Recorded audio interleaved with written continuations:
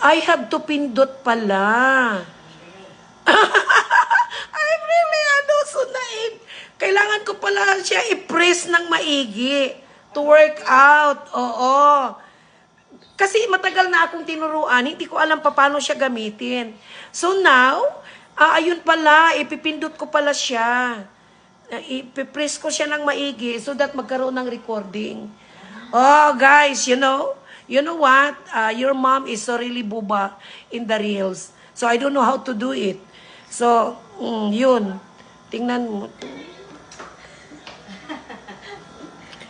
Oo.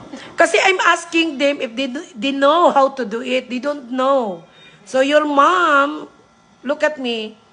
Oh, I don't know how to operate to do the reel. Oh, right now, it's your mom. Look at me. Talagang hindi pa talaga ako expert. Actually, I'm just kung ano lang tinuro sa akin, yun lang.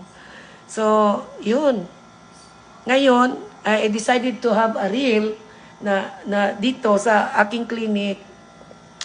I do the reel on my clinic here in Karkar, but I don't know how to operate it. But now, i-press mo pala siya ng maigi. Oo, long press pala para siya mag-workout.